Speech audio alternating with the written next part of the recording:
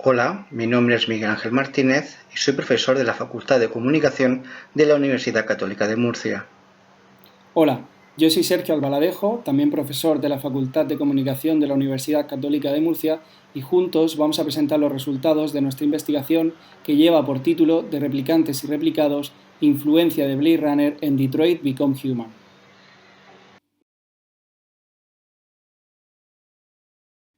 Hablar de ficciones distópicas es hablar, inevitablemente, de obras literarias como las de George Orwell y Ray Bradbury, cinematográficas como los films Metrópolis y Mad Max, y televisivas como las series Black Mirror y Westworld. Sin embargo, en las décadas más recientes, han aparecido algunos videojuegos que han convertido el medio videolúdico en terreno fértil de innumerables ficciones basadas en mundos posibles distópicos. Resultan particularmente interesantes muchas de estas propuestas digitales interactivas por el hecho de posibilitar experiencias inmersivas y participativas que a través de sus escenarios antiutópicos permiten a sus destinatarios intervenir directa y activamente. Desde hitos de los 90 como No tengo boca y debo gritar, hasta otros juegos relevantes actuales como la segunda entrega de The Last of Us, son muchos los títulos que han trabajado la distopía de forma significativa, retomando influencias de ficciones precedentes y al mismo tiempo aportando nuevas perspectivas e interpretaciones, como se intuye que hará el videojuego de inminente lanzamiento Cyberpunk 2077. Este y otros muchos títulos referencian el film de 1982 Blade Runner, influencia indiscutible de obras audiovisuales y videolúdicas tanto en lo estético como en lo narrativo. Uno de los títulos recientes que más evidente hace este endeudamiento con el film de Ridley Scott, al reproducir muchos de sus temas y aspectos iconográficos, es el videojuego Detroit Become Human. Su empresa desarrolladora, Quantic Dream, ya había referenciado en títulos anteriores los escenarios distópicos de Blade Runner en Fahrenheit, el detective en los bajos fondos en Heavy Rain y la relación de la tecnología con la moralidad en Beyond Dos Almas. Pero es Detroit Become Human, su última creación, la obra que acoge todos estos elementos y conforma un innegable homenaje a uno de los films por excelencia de la ciencia ficción distópica. Antes de abordar las relaciones entre estas dos obras, conviene remarcar que algunos trabajos muy recientes como los aquí reseñados han abordado algunas de las cuestiones fundamentales de la presente investigación, tales como sus mecanismos internos, sus similitudes de forma y contenido o sus formas de representar la distopía. El videojuego del que parte esta comunicación sitúa al jugador en un futuro en el que la tecnología ha evolucionado hasta tal punto que los androides son una realidad cotidiana al servicio del ser humano. Se encuentran entre nosotros, son parte activa de la sociedad y en régimen de semiesclavitud se pliegan a los designios de sus creadores. La información oficial que acompaña el videojuego y que se puede ver en esta diapositiva insta al jugador a tomar el rol de una serie de androides que tendrán en sus manos el futuro de un mundo al borde del caos. Quizás nuestro futuro, se plantea la sinopsis. Las propias decisiones de los jugadores alterarán drásticamente cómo se desarrolla la intensa narrativa ramificada del juego. Apostilla el redactor del texto. Dos aspectos clave de la dinámica del juego: el futuro y las decisiones que debemos tomar en consecuencia.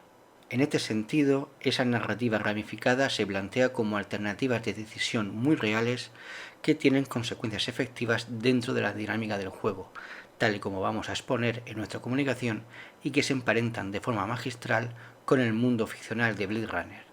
En cuanto a la metodología, partimos de un objeto de estudio claro y definido, que ya hemos adelantado anteriormente y que conforman el videojuego Detroit Become Human de Quantic Dream de 2018 con el film clásico de la ciencia ficción de Ridley Scott Blade Runner de 1982.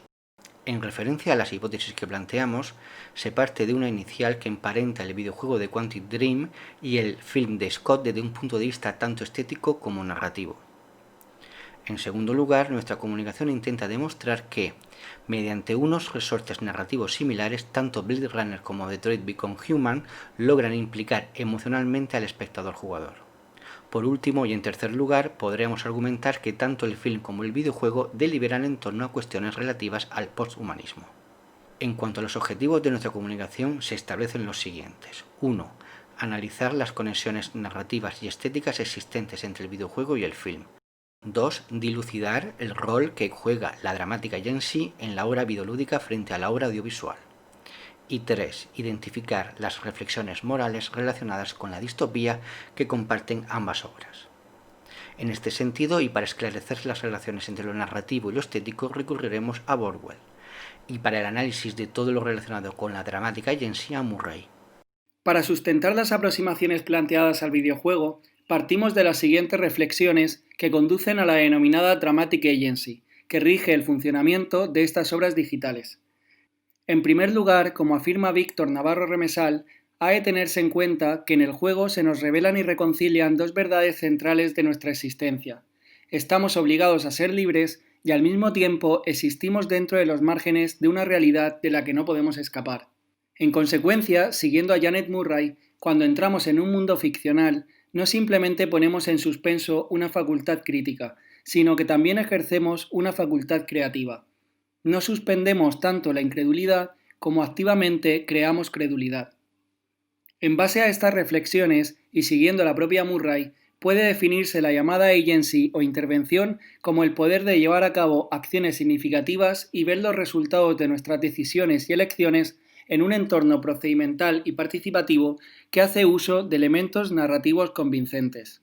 Este último apunte, que conecta la agency con el drama, en un sentido podríamos decir tanto narrativo como emocional, alude a la Dramatic Agency, que Murray desarrolla en su contribución de 2005 Did It Make You Cry? Creating Dramatic Agency in Immersive Environments, profundizando en la importancia que posee que los espectadores, usuarios, jugadores, como los llama Deinhardt, sientan que pueden intervenir activamente en la experiencia y se impliquen emocionalmente en ella. Como complemento al contexto desarrollado en la diapositiva previa y ahondando en el concepto de intervención activa en la experiencia por parte del jugador, el espectador cinematográfico también participa de forma subjetiva del mundo ficcional que se le propone. En este sentido, su implicación emocional nace de entender el cine como un texto abierto a la interpretación. Tal y como decía Renoir, el espectador termina la película. De esta manera, la audiencia cinematográfica no es un receptor pasivo. El sentido último de cualquier obra fílmica depende, en última instancia, del contexto personal de cada uno de los participantes del visionado. Por tanto, estas ideas se concretan, tanto en el ámbito videolúdico como en el audiovisual, en el concepto del cine-videojuego como espejo del espectador-jugador, que permite una identificación plena en la narración al partícipe del relato. La intervención o no intervención como espectadores, usuarios y o jugadores en las obras objeto de estudio de nuestra comunicación juega un papel fundamental en las diferentes experiencias que conlleva el consumo de estos productos narrativos. En este sentido, y como resumen previo, esta dicotomía se aborda en profundidad en relación con los siguientes aspectos. 1. El punto de vista desde que el jugador-espectador se posiciona ante la narración. 2. El concepto de respawn o regeneración como la capacidad de volver a la vida tras la muerte del avatar. 3. La rejugabilidad, en el sentido de volver a jugar partes del desarrollo del videojuego para modificar los sucesos previamente acontecidos o de reinterpretar la narración original en el ámbito fílmico. 4. La implicación emocional del jugador-espectador tanto en el medio videolúdico como en el cinematográfico. 5. El análisis y comparación del mundo ficcional de ambos productos. 6. Y el concepto de control como la ausencia de un mecanismo deus ex machina en el relato, que implica la vital importancia de las acciones llevadas a cabo por los jugadores. Respecto al punto de vista, resulta fundamental que el jugador experiencie la ficción a través de su avatar, explorando el entorno en los momentos de juego, adquiriendo conocimiento del story world y sus componentes y sintiéndose parte importante del desarrollo de la historia, siendo depositario directo de las recompensas obtenidas o sanciones impuestas. Un momento del juego que ilustra lo expuesto es aquel en el que el jugador alterna el control de dos personajes protagonistas, Connor, un detective androide encargado de detener a los prototipos divergentes, y Kara, un asistente doméstico que se rebela contra su condición de androide al servicio de los humanos. Al tener que intervenir simultáneamente en acciones de ambos personajes, cuyos fines se hallan enfrentados, el jugador experimenta todos los aspectos antes mencionados. Desde el ámbito cinematográfico, el punto de vista de la narración fílmica es clave para identificar al personaje protagonista y sentir que el jugador vive sus experiencias a través de él. Ese sentimiento empático es fundamental para la implicación del espectador en la historia que se narra. Para ejemplificar este aspecto en Blade Runner, hemos elegido un momento del film que se asemeja al comentado anteriormente en The Dead Become Human, una persecución entre el protagonista, Rick Deckard, y uno de los androides o replicantes, tal y como se les llama en la cinta a los que debe dar caza. En este sentido, la escena transcurre de forma similar, alternando imágenes de perseguidor y perseguido, concluyendo con la muerte de este último. Sin embargo, las similitudes no son solo visuales. La ambigüedad que destilan ambos momentos en referencia a si son correctas o no las decisiones que estamos observando por parte del protagonista de la acción resultan clave en el devenir de ambas narraciones. En el ámbito videolúdico se llama respawn a la reaparición de un personaje en el juego tras ser eliminado, pudiendo el jugador continuar su intervención en el mismo. A diferencia de lo que suele suceder en otros títulos, en este caso, Connor, el androide protagonista, reaparece bajo la forma de un nuevo RK-800, modelo al que pertenece, cada vez que es eliminado, pero conservando el nivel de propensión a la divergencia de su anterior prototipo. Como puede apreciarse en estas imágenes, este fenómeno alcanza una gran trascendencia en el juego, debido a que las fases no se reinician en caso de que el jugador fracase en una misión, sino que prosiguen, y lo hacen correspondiendo a las consecuencias de las acciones ejecutadas, incluso en aquellos casos en que ésta haya sido la muerte. El concepto de vida y muerte es uno de los motivos centrales en Blade Runner, ya que la historia se desencadena cuando varios replicantes vuelven a la Tierra para descubrir cuánto tiempo les queda de vida. Esta situación provoca una búsqueda en pos de su creador buscando respuestas que en el fondo son las mismas que las de cualquier ser humano ante la cercanía de la muerte. Con la intención de ilustrar este elemento clave en el discurso de la cinta de Ridley Scott, hemos extraído varias escenas que resultan reveladoras. En primer lugar, observamos a Roy Batty, el líder de los replicantes que han regresado a la Tierra, reflexionando sobre la fugacidad del tiempo que literalmente se le escapa de entre las manos. Más adelante, Leon Kowalski, otro de los androides fugados, interroga a Deckard sobre cuánto tiempo le queda de vida. Una vez logran acceder a su creador, Roy Batty, en una de las escenas más poderosas del film, habla con él intentando encontrar respuestas. Cuando no las consigue, acaba con su vida. Por último, y tras un combate épico entre el protagonista Rick Deckard y su antagonista, el primero queda suspendido de un edificio al borde de la muerte, pero justo antes de su caída, Batty le salva. Este comprende en sus últimos momentos que ama la vida con tanta fuerza que no puede dejar morir a Deckard. Pero es en ese último instante cuando Batty nos hace partícipes de la reflexión más amarga de la cinta. La vida es, además de fugaz, fútil. Muy vinculada al ya mencionado respawn, la jugabilidad adquiere una relevancia fundamental debido a que otorga la posibilidad de jugar nuevamente las fases en que se divide el título, realizar elecciones y acometer acciones diferentes en ellas, y de este modo desencadenar progresiones diferentes de la historia y sus acontecimientos. La ejecución de estas rutinas preestablecidas, tal y como muestra el ejemplo, no solo es relevante en términos estrictamente narrativos, sino que, lo que es aún más importante, permite a los jugadores tomar conciencia del funcionamiento de esta ficción y del modo en que se les ofrecen innumerables posibilidades de intervenir en ella. Las variaciones que experimenta la ficción y el conocimiento que van adquiriendo sobre ella quienes la juegan desencadena la llamada Additive Comprehension, en la que la obtención de datos inéditos o variaciones sobre los anteriormente conocidos conlleva nuevas interpretaciones. El término rejugabilidad en el ámbito cinematográfico no se entiende de la misma forma que desde el punto de vista videolúdico, ya que no existe esa capacidad de interactividad que sí se produce en un videojuego. Sin embargo, podemos aproximarnos al término desde la capacidad individual que tiene el espectador de reinterpretar la obra fílmica, a partir de su propio razonamiento de los hechos acontecidos o bien provocado deliberadamente por el autor de la obra cinematográfica mediante mecanismos de ambigüedad argumental que sostengan este proceso. Este es el caso de Blade Runner, donde la historia posee un subtexto que permite la reinterpretación de elementos esenciales de la trama.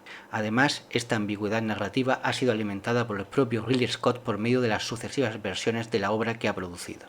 En este sentido, hemos elegido unas escenas del film que apuntan de forma velada la existencia de una verdad diferente a la aparente dentro del relato.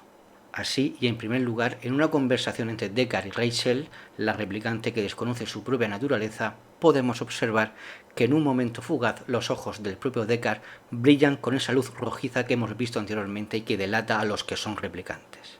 Esa semilla de ambigüedad que planta Scott en ese momento insinúa que Deckard podría ser realmente uno de los replicantes a los que se dedica a dar caza. Sin embargo, no fue hasta la versión del director de 1992 cuando se introdujo la famosa escena del unicornio, en la cual un adormilado Deckard, sentado frente a su piano, rodeado de fotografías antiguas, sueña con un unicornio.